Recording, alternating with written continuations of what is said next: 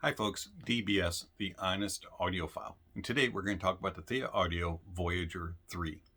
I greatly appreciate Linsoul for sending it over for a review. Linsoul, you rock.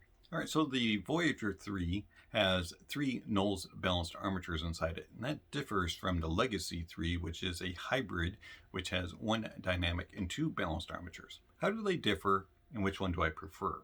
We'll get into that. Alright, so the Voyager 3 comes with a few little accessories. You get a very nice carrying case. You get a bag of silicone tips, small, medium, and large. And you get a little tool to change the filters. You get an extremely nice 8-core cable and, of course, the IEMs themselves. I find that the Voyager 3 is very well built. Does not look cheap. Does not feel cheap. It's very nicely designed. Find that it's got your little filter switches here on the back, of course, but it has the curves in the right spots and a long enough nozzle to fit my ears perfectly. And I find that it just slips right in,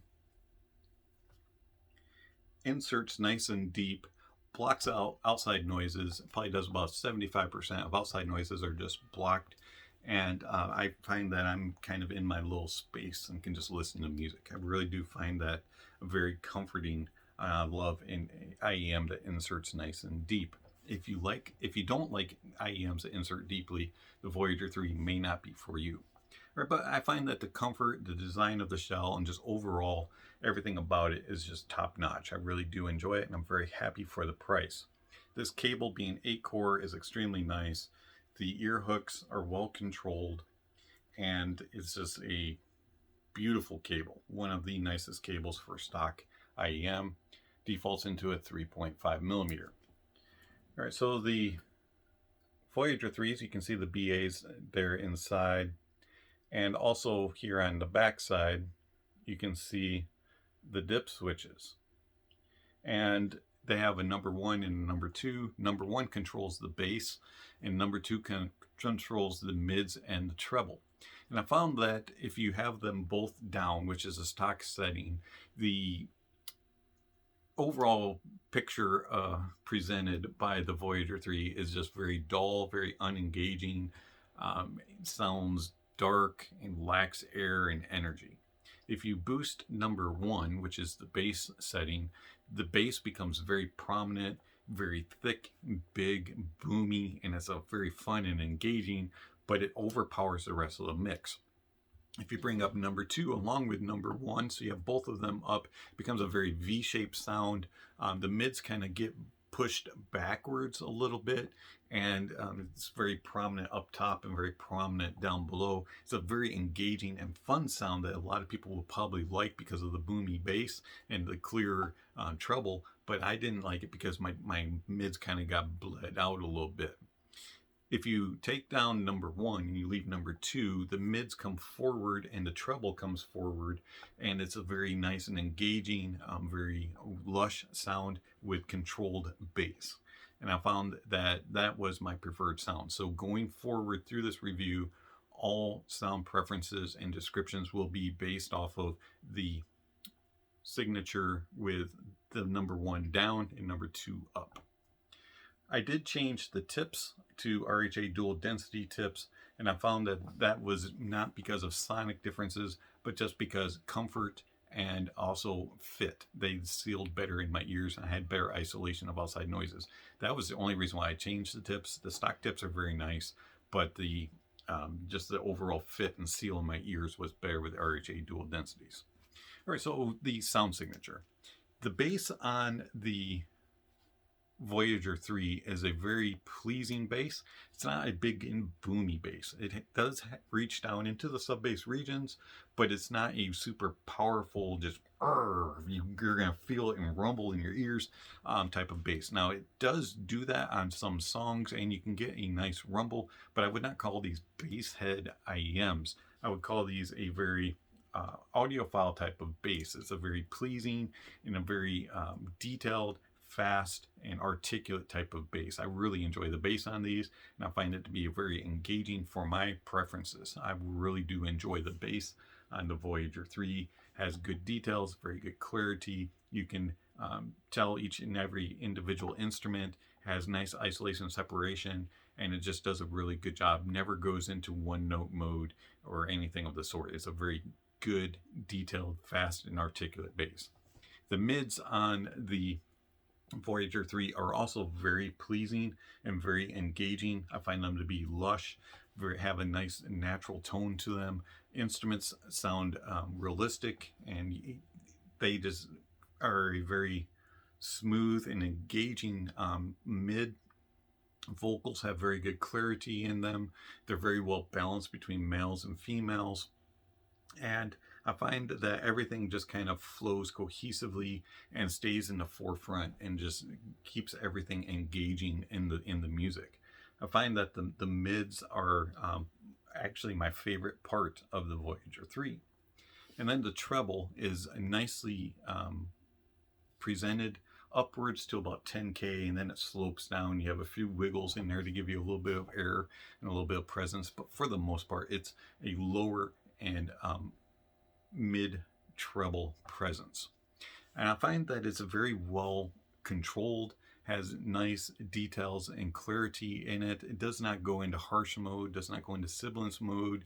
It's just a very well controlled, but it has a slight laid back signature to it, and I enjoy that in an IEM. I don't like things being forced in my ears at 100,000 miles an hour, and I don't really like a super bright hot treble. I like my treble to be a little well controlled, and to me these are just enough sparkle and energy.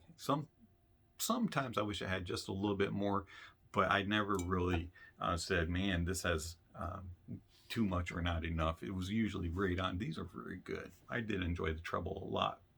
Soundstage wise, they are about average width. They're not extremely wide, but they're not intimate either, but they can sound just a little bit compressed every now and then, a little compact. It's like they have a wall on each side every now and then, and so things will kind of randomly appear and then travel through and then disappear. They don't really fade in and out very well. It's kind of in its little area. Depth and layering, on the other hand, is very good. They do a really good job of giving you a soundstage and being able to focus in and say, okay, that's right there or that's right there. And they do a good job of separating and isolating out instruments so you can pick and place each instrument where it's at in the stage, as long as it's not beyond that kind of imaginary box that they have. So the soundstage is okay. It's not the best. I didn't really use these for gaming too much, as I found that soundstage was just, I mean, it was good for gaming, but it wasn't great. And I do have some other IEMs that I prefer if I'm going to do some gaming with them. But it's adequate for watching movies and videos and things like that. Don't get me wrong, soundstage is okay. It's just not my favorite in this price point. How do they compare to their sibling? Now, the Legacy 3 is a little bit different than the Voyager. You know, the Voyager is 3BA, comes in at 14 ohms and 113 decibels of sensitivity. They're a little bit on the sensitive side, so you do get a little bit of hiss with them. The Legacy 3, on the other hand, is a one dynamic 2BA setup, and I found that the Legacy 3 was not near as picky on amplifiers, which we'll get to here in a moment. But the Legacy 3, to me, no matter which filter setting I had it on, just sounded boring, lacked energy, and lacked air. And to me, it just was all about that bass. And the Voyager 3 is the better overall presentation for me. I really do enjoy it. And if I were to pick between the two, I would take the Voyager 3. Speaking of the specs I just rambled off, you are going to want to get an IFI Earbuddy. I find that helps to work with the hissiness of some gear.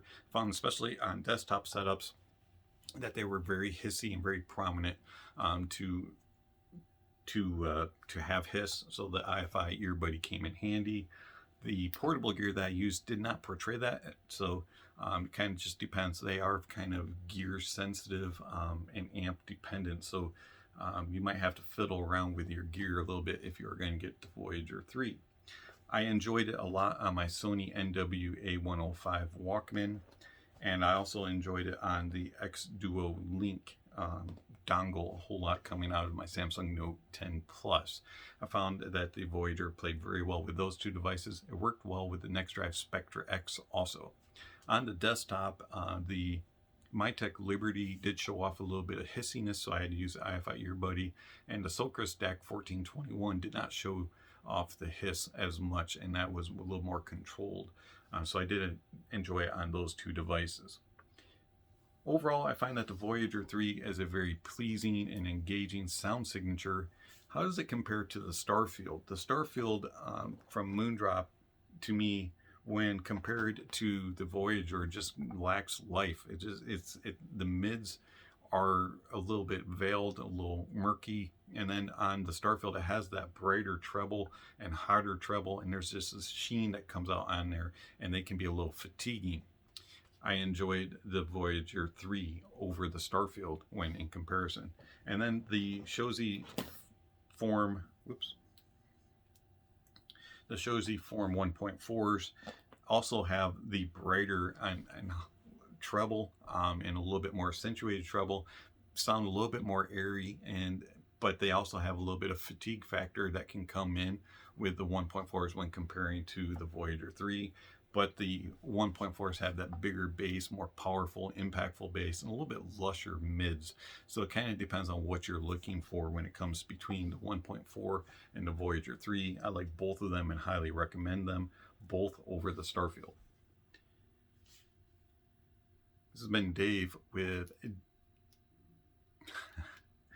I want to go back and say my old name. This has been Dave with The Honest Audiophile, and I appreciate you watching the review of the Voyager 3. Somewhere on your screen is going to be a notification bell and subscription link. If you haven't already, please check those off, and then check out the links down below for information regarding how you can support the channel, contact the channel, follow the channel, all kinds of good stuff. So check out the links down below. Again, this is Dave, The Honest Audiophile. Thank you for watching the video, and I'll catch you next time.